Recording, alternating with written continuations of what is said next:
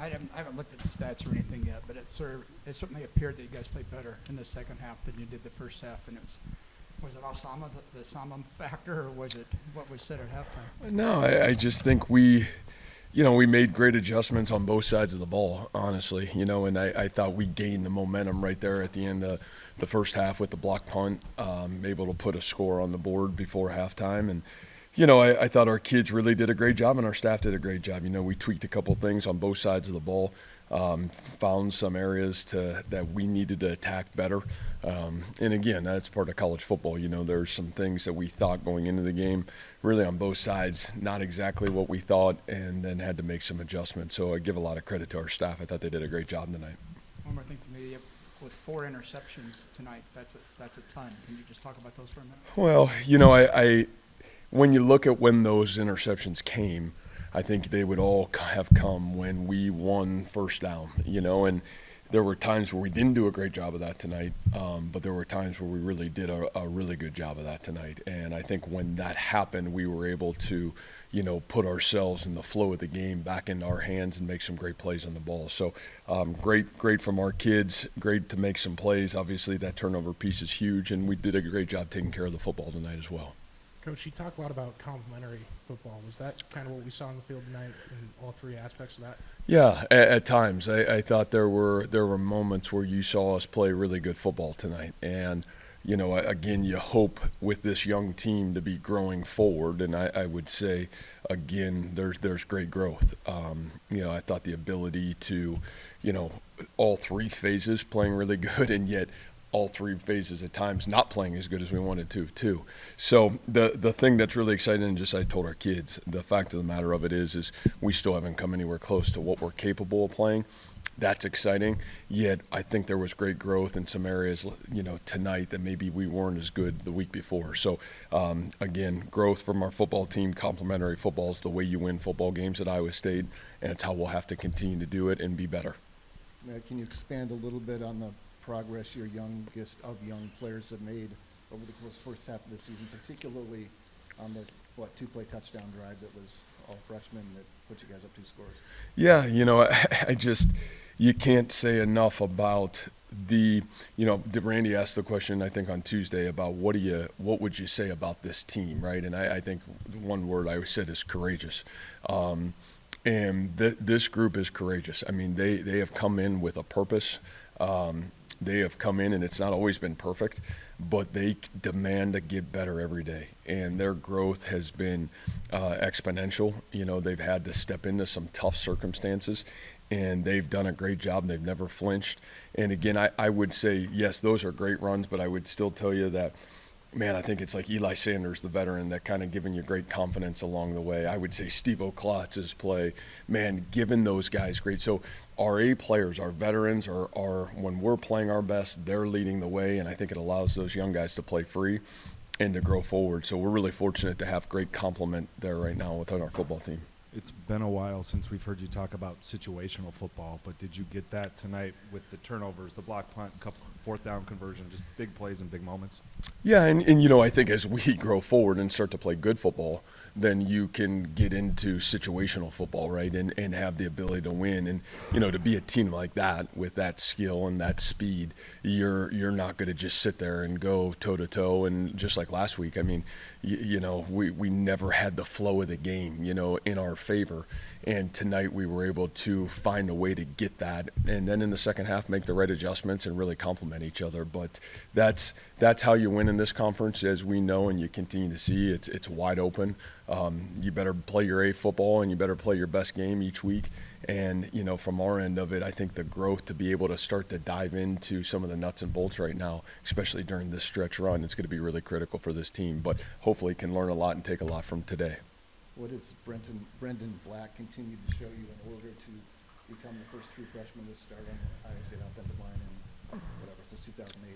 Yeah, you know, I just think there's such again, I know we've talked about Brendan in here and the maturity that he has in his process, his preparation, how he practices every day, I think has really lit a fuse under that group, to be honest with you. And I think he has been the guy that's probably been the anchor of why that group has really taken off. You know, he's got a spirit about what he brings to the table that's exceptional. I give a lot of credit. Again, a great high school football program. A guy that has really come in from day one, both in the weight room, and on the practice field, and then obviously in the game. And it's been first class every step of the way. So I'm really proud of what he's done. That's not easy. I've never coached a freshman that's ever started, and to be able to do that is really, really impressive, to be quite honest with you, on the offensive line. Coach, you guys went for it at one point late in the third quarter. That drive ended up with you guys taking a 24-7 lead, I believe. Yeah. What led you making that decision to go for it and kind of going for the kill? Yeah, you know, I just felt like we had momentum on our side. You know, felt really good with where we were in the football game. You're kind of in no man's land a little bit down there, and I didn't want to kick another field goal if I didn't have to, and knew if we could put another score, a touchdown on the board, we could really give ourselves a great opportunity to maybe finish out the football game. So, you know, honestly, the play we called didn't really come to fruition. Rocco made an incredible check down, kind of both on that play and the touchdown play are all Rocco back. And I think, again, for Rocco, taking care of the football again, I thought he managed the game exceptionally, made some big plays when he had to.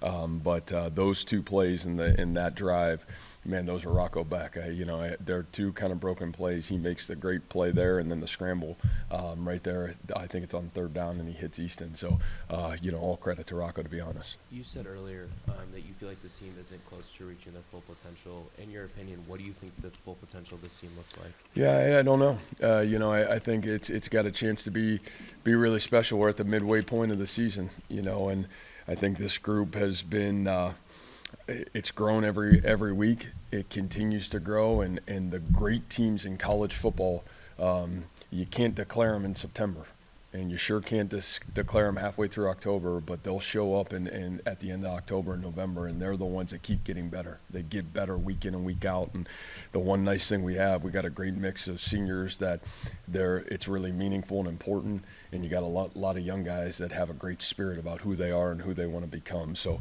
we got a great mix, we got a great coaching staff, and we got to continue to demand to get ourselves better. The fact that this was Jack Trice legacy, Yeah. what part did that play in this? Yeah, I think, Randy, and again, for us, this has not been a 1 week situation. This is something we've talked about every step of the way going into this season.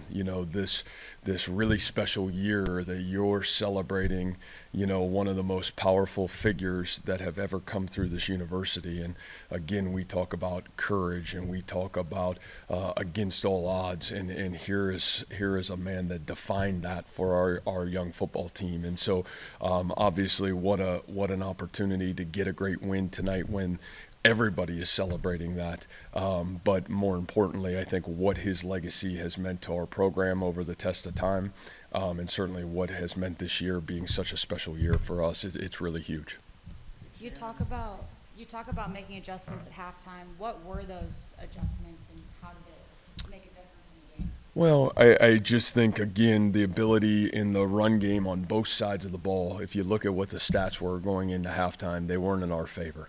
And I think we were able to do some things defensively to change the front, to change a little bit about how we could support the run that I thought was really, really big. And then on the flip side, offensively, I think we knew we were really close, and we were able to find some different things, alignments that would really helped us, and both, tight end alignments and certainly backfield alignments that really helped us be able to kind of find some creases. So a lot of credit to our coaches, and obviously great credit to our kids to execute. This has been one of the best performances you guys have put up from the running game so far this season. Can you talk about the growth that you've seen from that group across the board? Yeah, again, I would just say this: you got to remember, you got a first-year starter at center, you've got a true freshman starting at right guard, you got a first-year starter at left tackle. And so you put that in, and then you've got almost brand new tailbacks. Eli's the veteran, and everybody else is either a sophomore or true freshman. And so I just think time and the ability to settle in and really start to kind of mesh together. And I think that group has played better every week. I think there was a point where we had to draw a line in the sand, and they got to keep getting better. If we want to be a great football team, even though Randy will be mad at us, we got to still run the football. And good teams run the football to have success and win football games. So, I think our kids understand that. We know how we have to win here, and we got to keep getting better. But that group has demanded to get better for the last couple of weeks, and I'm proud of them. All right, guys, thanks.